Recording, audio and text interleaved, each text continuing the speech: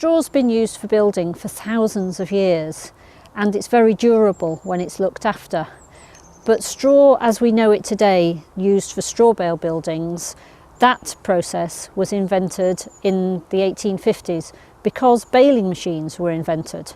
So the white settlers on the plains of Nebraska had nothing to build their houses with, but they did have these giant building blocks, which for them were a waste product or something to be stored for the animals. And over that first winter they built them into temporary homes because they didn't have anything else to build with. And what they found was that those blocks kept them really cosy that first winter, and then in the summer they kept them nice and cool. And that was what that was the birth of insulation, although they didn't call it insulation at that time, a barrier that prevented the passage of heat and cold. And that's what straw bales do. In straw bale building there are different techniques to building with straw. There's the true load bearing or Nebraska style, which this behind us is a fine example, where there is no timber framework, no framework of any sort. Don't be fooled by the two pieces of timber you see on the walls. Those are only to hold compression.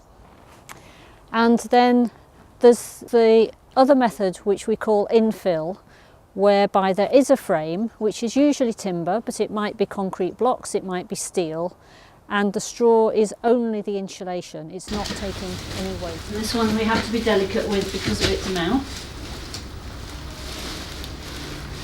Yep. So that's a nice snug fit, and what I'm making sure is that this one doesn't move at all. Lovely. And then the final bale, just ease this over the mouth there. Nice snug fit.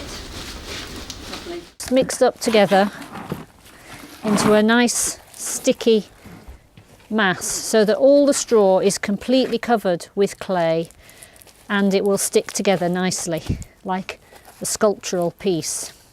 And with this we can simply push it in to all the hollows, making sure that it makes contact with the surrounding surfaces.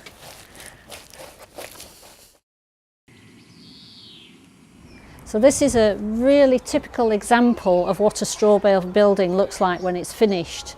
It's got these gorgeous curves on the walls.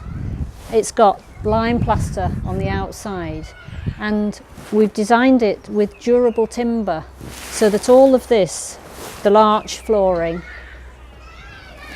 and the Douglas fir handrails, is made of timber that will last. So you don't have to treat it, you don't have to put chemicals on it.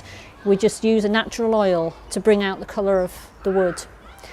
And we've got very high specification windows and doors.